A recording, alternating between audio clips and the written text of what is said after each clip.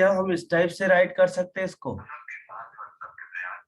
P Q R, और अगर u है हमारा फंक्शन तो उसको del u upon del x, del u upon del y, del u upon del z, और del v upon del x, del v upon del y, del v upon del z.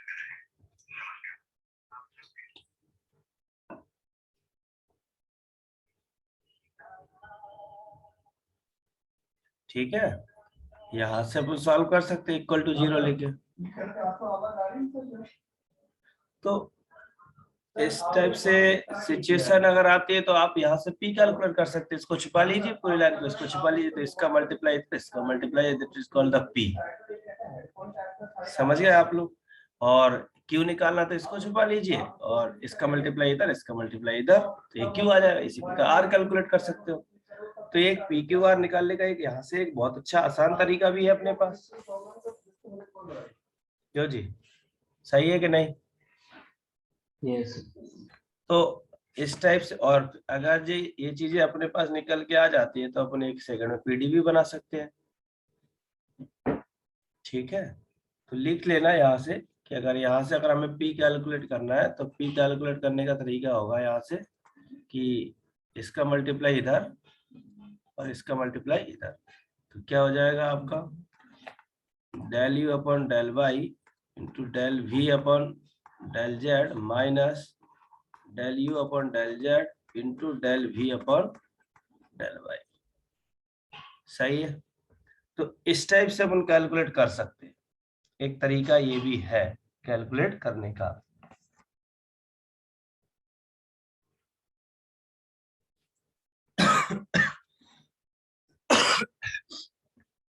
ठीक है दोस्तों, तो इस type से main विषय पर आते हैं। जो मैंने चर्चा है अपनी कि लैग्रांज फॉर्म जो है उसको कैसे सॉल्व करें और उसके सॉल्व करने के कितने तरीके हैं।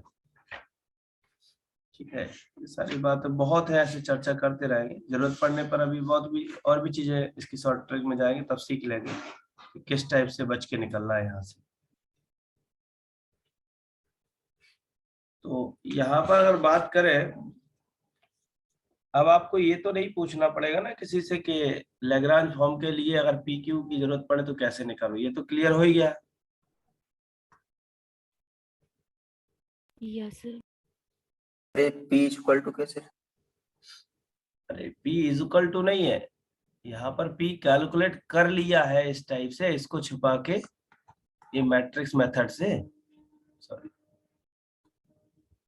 इसको छुपा लिया अपने, ये लाइन ये लाइन, ये जो डिटरमिनेंट टाइप का निकलता है ये आपका जो जैकोबियन निकलता है, ये जैकोबियन एक शॉर्टकट वे है यहाँ से फाइंड करने का। नहीं तो फिर आपको फिर वहीं से सॉल्व करना होगा। जो पीडी बनती है ना आपकी, जैसे कल एक क्वेश्चन कराया था, वो बनता है आपका पी, तो ये प्लस करके स्मॉल के साथ जो आएगा वो बनेगा आपका क्यू। जैसे कि यहाँ पर जो आप सॉल्व कर रहे हो, यहाँ पर आप देख रहे हो तो ये क्या आ रहा है आपका जेड माने ये क्या आ रहा है पी, ये क्या आ रहा है आपका पी। ठीक है, तो इसके साथ जो p के साथ कोफिशिएंट में जो आएगा वो फाइनली क्या कहलाएगा, कैपिटल P Q और इक्वल टू में R। जैसे लास्ट टाइम आपने क्वेश्चन किया था f of x plus y plus z x square plus y minus z square, ये क्वेश्चन किया था कि नहीं कल? तो इसका फॉर्म बनाया था आपने कि नहीं, P plus like Q is equal to R type से बना था कि नहीं? तो उसको सॉल्व करते समय जो यहाँ आएगा वो कहलाएगा पी। ऐसे कैलकुलेट करोगे तो काफी टाइम लग जाएगा, तो उसी चीज को सॉल्व करने का एक तरीका बता दिया है इन्होंने। क्लियर है?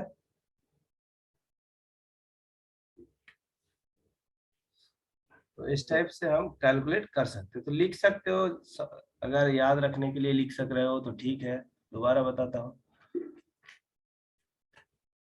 सबसे अच्छा आसान तरीका है कि आपको P P plus Q Q equal to R ये फॉर्म दिया गया है।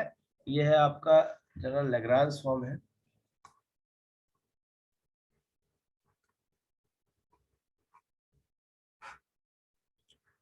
लैग्रांज फॉर्म है, और इस फॉर्म को हम अच्छे से लिख सकते हैं, इसकी ऑक्सिलरी इक्वेशन बना सकते हैं, इसको सॉल्व कर सकते हैं, बहुत सारे तरीके यहाँ से निकल के आएंगे। तो सबसे पहले इसकी लिखेंगे हम ऑक्सिलरी इक्वेशन।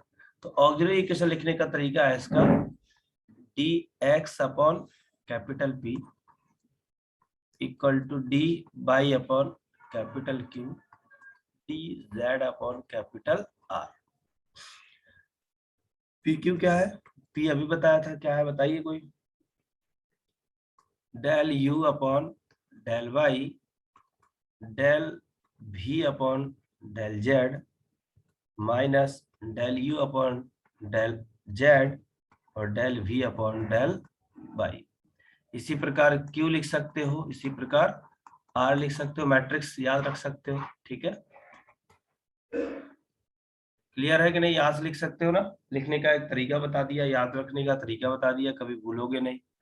तो वैसे पूछता नहीं है कोई, फाइंड करने का दिया रहता है। तो इस टाइप की अगर आएगी मेथड, लैग्रांज टाइप का क्वेश्चन है, तो उसको सॉल्व करने का सबसे पहले ऑक्सिलरी इक्वेशन राइट करिए। तो ये जो हमारी ऑक्सिलरी इक्वेशन होगी, इस ऑक्सिलरी इक्वेशन को सॉल्व करने के 3 से 4 मेथड है, इनकी हेल्प से हमको इसको सॉल्व करना है। पहली मेथड डिस्कस करते हैं सबसे पहले कि इसमें करना क्या होता है। करना ये होता है कि या तो आप इन दोनों को लेके सॉल्व कर लीजिए, 2 रेशो ले लीजिए, या इन दोनों को ले लीजिए, इन दोनों की हेल्प से, या इन दोनों को ले लीजिए। मतलब ये है कोई भी 2 ले लीजिए, फर्स्ट एंड सेकंड टेक करोगे, या सेकंड या थर्ड टेक करोगे, या फर्स्ट एंड थर्ड टेक करोगे। तो हमको 2 की जरूरत है, कोई भी 2 ले लीजिए और इनसे अपन को क्या मिल जाएगा, एक u x y z equal to c1, एक कर्व मिल जाएगा ये सॉल्यूशन का, एक दूसरा मिल जाएगा u v x y z equal to c। 2 curve मिल जाएंगे अपन को यहाँ से, और 2 कर्व से फिर अपन को क्या लिखना है, इसका सॉल्यूशन लिखना है। सॉल्यूशन लिखने का जो तरीका होगा वो क्या होगा, 3 प्रकार से सॉल्यूशन को राइट किया जाएगा। सबसे पहले phi of u comma v, दूसरा तरीका u equal to phi of v, तीसरा तरीका v equal to phi of u। ऐसे करके आप किसी भी एक तरीके का सॉल्यूशन लिख सकते हो। ये है आपका इसको सॉल्व करने का तरीका। एक क्वेश्चन लेते हैं, बिल्कुल इजी क्वेश्चन है, जिसमें रूल नंबर फर्स्ट से काम करेंगे कि फर्स्ट नंबर का रूल कैसे अप्लाई हो रहा है। सिंपल क्वेश्चन है, लिखिए 2p plus 3q equal to 1।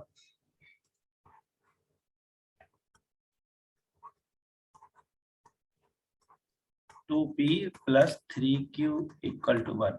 p का मतलब है del z upon del x, q का मतलब है del z upon del Y.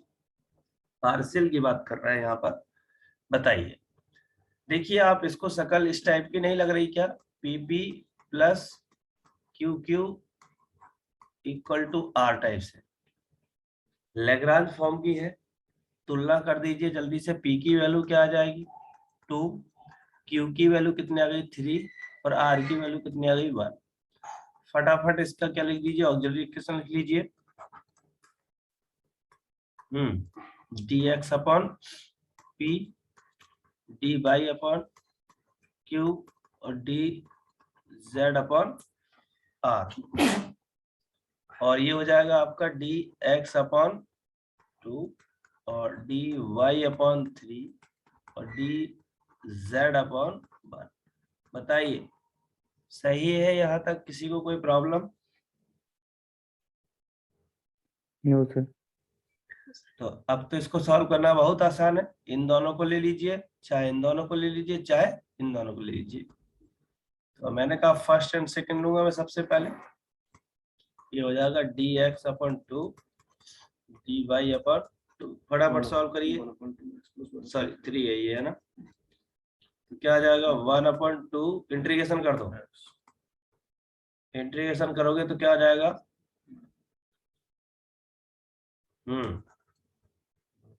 Minus का 1 अपॉन 3 बाई बराबर c1, यही तो आएगा। इसको और अच्छे से भी लिख सकते हो, 3x minus 2y equal to C1, इसको C बोल दो यहाँ, ये C बनाओ। एक कर्व आ गया, दूसरा कर्व निकाल लीजिए आप, dy/3 इक्वल टू dz/1।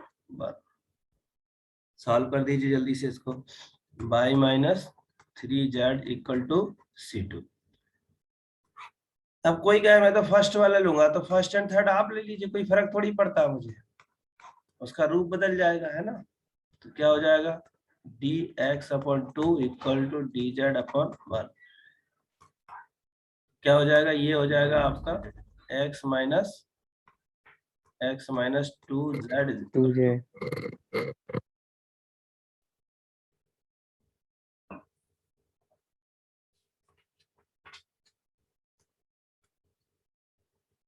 किसी भी दो को ले लीजिए, आपने ये दोनों लिए तो ये ले लो, चाहे ये दोनों ले लीजिए, जिसको जैसा लिया हो वैसा लिख देगा।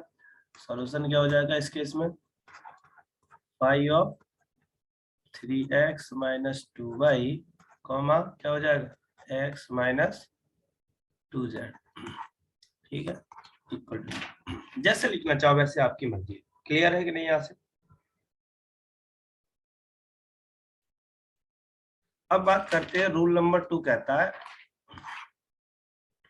नेक्स्ट पेज ले लेते हैं। रूल नंबर 2 कहता है, ये तो रूल नंबर फर्स्ट से हो जाएगा, कि अगर मान लो पीडी आपको सॉल्व कर रहा है फर्स्ट टाइप से सॉल्व नहीं हो पा रही है, फिर क्या करें। सॉल्व होने का मतलब इन द सेंस कि आपने फर्स्ट एंड सेकंड को लिया है या सेकंड एंड थर्ड को लिया है, तो उससे क्या मिल रहा है अपन को कि एक कांस्टेंट का फॉर्म आ गया, लाइक इस टाइप का आ गया कि y प्लस 3x बराबर कोई आ गया आपका c, कोई कांस्टेंट आ गया। और इस टाइप की टर्म हमारी थर्ड में मौजूद है, तो हम क्या करेंगे कि इसकी जगह पर कांस्टेंट को रिप्लेस करके सॉल्व करेंगे। इस टाइप की सिचुएशन बताता है सेकंड, मतलब कह सकते हैं कि दोनों फर्स्ट और सेकंड लगभग सेम ही है, अगर नहीं विचार करोगे ज्यादा तो कैसे करते हैं, एक सेकंड का एक क्वेश्चन ले ले तो वहां से जल्दी समझ में आ जाएगा। जैसे कि एक क्वेश्चन है, लीजिए ये भी क्वेश्चन है, लीजिए pz माइनस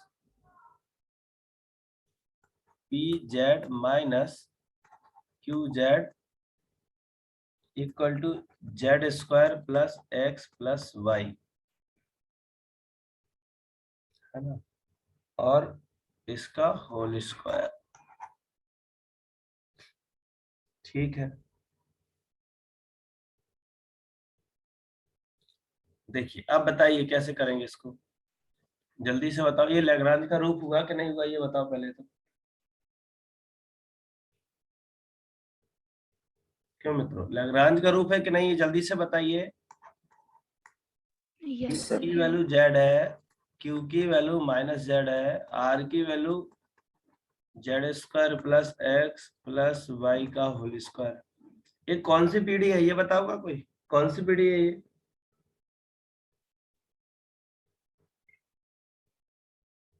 कॉसी से कौसी है ना, बिल्कुल सही बात है, कौसी पीढ़ी है ना। तो कौसी, ज्यादातर हम कौसी पीढ़ी को ही सॉल्व करने की कोशिश कर रहे हैं, सारी की सारी लगभग कौसी पीढ़ी मिल रही है। अभी पिछली वाली पीढ़ी कौन सी थी,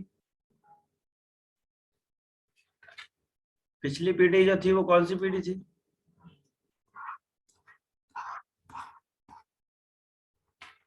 ये कौन सी पीढ़ी थी,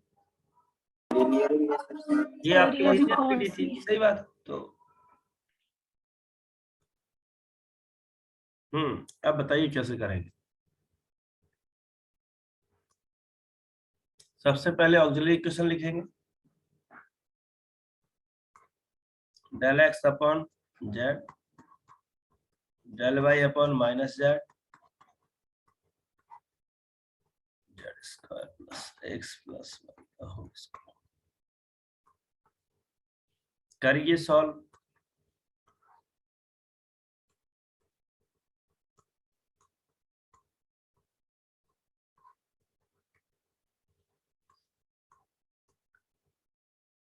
इससे कैंसिल हो गया, क्या बचा?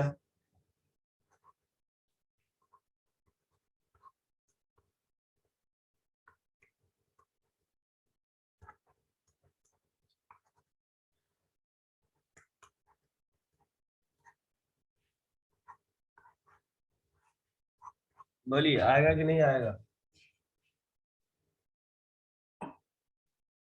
Yes sir.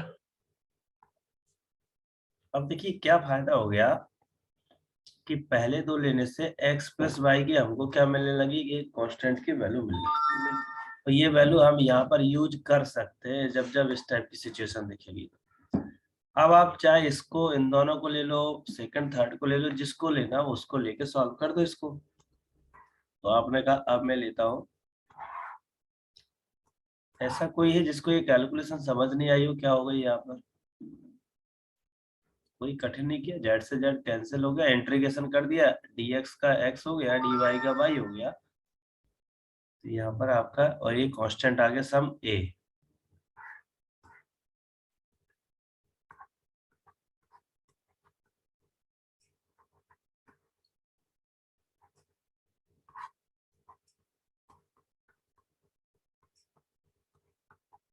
ठीक है, इसको हम लिख सकते हैं dx upon z equal to dz upon z square plus a का स्क्वायर।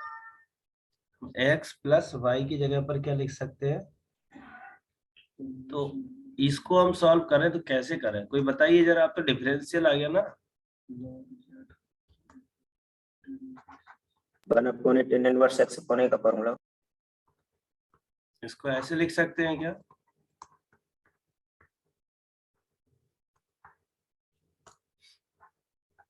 इंटीग्रेशन कर सकते हो?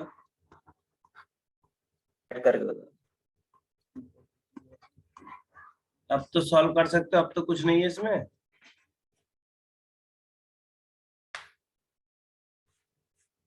tan इनवर्स का बना तो सकते थे, लेकिन इधर वाले जेड का क्या होता है ना, जेड। ठीक है, जेड परेशान करता रहता। अब इसको सॉल्व कर लो, नीचे वाले को t मान लो तो ऊपर वाला आ जाएगा, लॉग में वैल्यू आ जाएगी, नीचे वाले को t log लोगे तो ऊपर वाला z आ जाएगा, 2z आएगा। yes ठीक है, तो answer log z square plus a क्या आ रहा है बताओ बताओ। ऊपर नीचे 2 का मल्टीप्लाई कर देंगे सर, z स्क्वायर वही आ जाएगा f(x) हाँ तो log z square plus a finally क्या बनेगा, जेड स्क्वायर प्लस ए स्क्वायर बराबर इधर क्या आएगा, स्क्वायर 2 एक्स, एक सम कांस्टेंट जुड़ जाएगा लाइक बी, यस सर।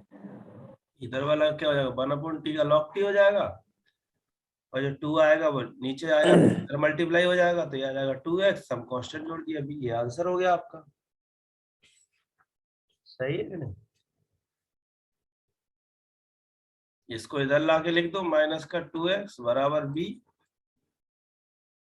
और बस अब आपको फाई ऑफ करके लिखना है, लिख दीजिए, आंसर आ जाएगा। सही है कि नहीं?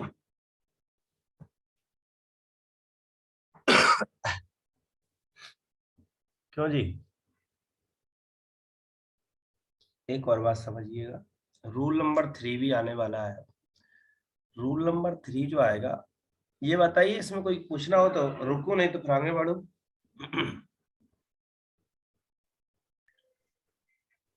सर मैंने सेकंड एंड थर्ड लिया है तो माइनस जेड आया है। ठीक है ना, कोई दिक्कत थोड़ी उससे, आपका यहाँ माइनस जेड आ जाएगा, उससे क्या फर्क पड़ता है? समझ रहे हो, माइनस को इधर ला दो, माइनस का 2x हो जाएगा, थोड़ा सा ये फॉर्म चेंज हो जाएगा, लेकिन लॉग में ही आएगा ना पूरा पूरा। यस। माइनस का जेड हो रहा होगा ना यहाँ पर, हाँ सर। तो बस माइनस का आप इधर लिख दो, तो माइनस का 2x हो जाएगा ये। मैंने बोला ना, आप सेकंड थर्ड लोगे, थर्ड फोर्थ, थर्ड और फर्स्ट थर्ड लेगा तो उसका अलग अलग आंसर आएगा। आपने पिछला क्वेश्चन लिया था, करके बताया था, कहाँ गया? पुराना पेज पे था ना। तो ये तो अपने ऊपर डिपेंड कर रहा है, चाहे कोई इसको इसको लेके लिख दे तो इसका आंसर अलग है, y-3z है, और इसका आंसर x-2z है, तो ये भी अलग अलग तरीके से आंसर हो सकते हैं, इसकी कोई दिक्कत थोड़ी। ये फिक्स नहीं है कि इसका यही वाला आंसर अकेला हो। ठीक है, तो ये आपके ओके सुरक्षा पर निर्भर करता है कि आप कौन सा रेशो लेके चल रहे हो। एक रूल नंबर थर्ड और है, उसको समझिएगा आप लोग। तो रूल नंबर थर्ड कहता है कि आपको ऐसे मल्टीपल सर्च करने होते हैं, जैसे कि dx upon p dy upon q dz upon r। तो रूल नंबर थर्ड में क्या होता है कि ऐसे मल्टीप्लर सर्च करना है अब उनको कि जिनकी हेल्प से एक रेशो टाइप बनेगा नीचे वाला, वो 0 हो जाए। जैसे आपने कहा P1 Q1 और R1 ऐसे मल्टीप्लर्स मिल जाए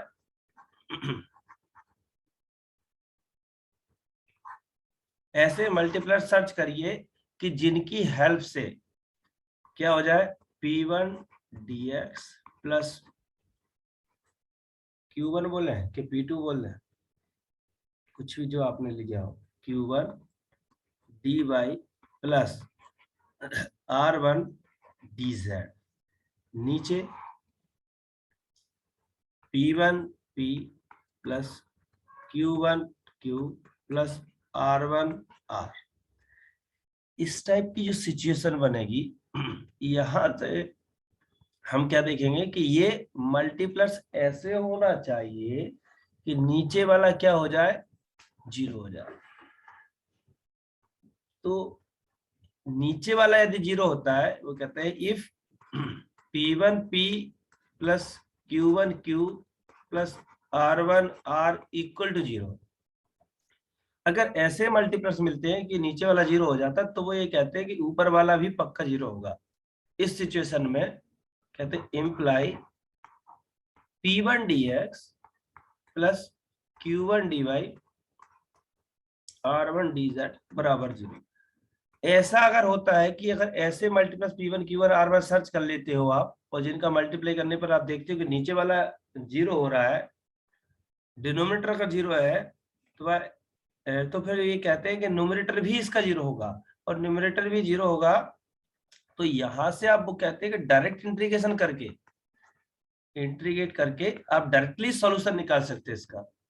इंटीग्रेट करके डायरेक्टली आप यहां से सॉल्व कर सकते हैं, एक सॉल्यूशन आपको यहां से मिल जाएगा। फिर अगेन सर्च करिए, यही प्रोसेस में अगेन एक प्रकार के और मल्टीप्लर सर्च करिए, फिर P1 dash like P2 dash या Q2 Q1 डैश या R1 डैश, इस टाइप के फिर मल्टीप्लर सर्च करिए और यही प्रोसेस फिर करिए, तो दूसरा आपको यहाँ से फिर आपको कर्व मिल जाएगा एक और। तो कहने का मतलब है कि जब रूल नंबर फर्स्ट और सेकंड आपसे अप्लाई नहीं हो रहा है, तो उस सिचुएशन में आपको मल्टीप्लर सर्च करने होंगे। मल्टीप्लर सर्च करने का कोई तरीका नहीं होता है, ये आपकी सूझबूझ समझ पर निर्भर करता है कि आप मल्टीप्लर्स कैसे सर्च कर पाते हो। ठीक है, एक क्वेश्चन लिखता हूं, उसमें आपको सर्च करना है पहले, तो फिर मैं बताऊंगा। सर थोड़ा ऊपर से दिखा दीजिए, थोड़ा नोट करना है सर।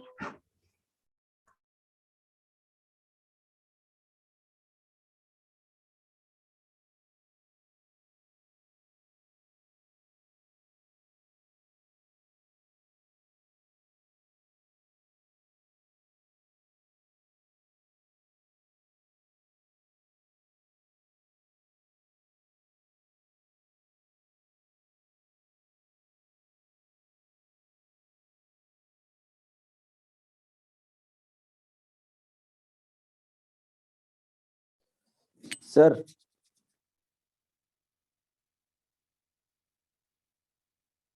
हेलो,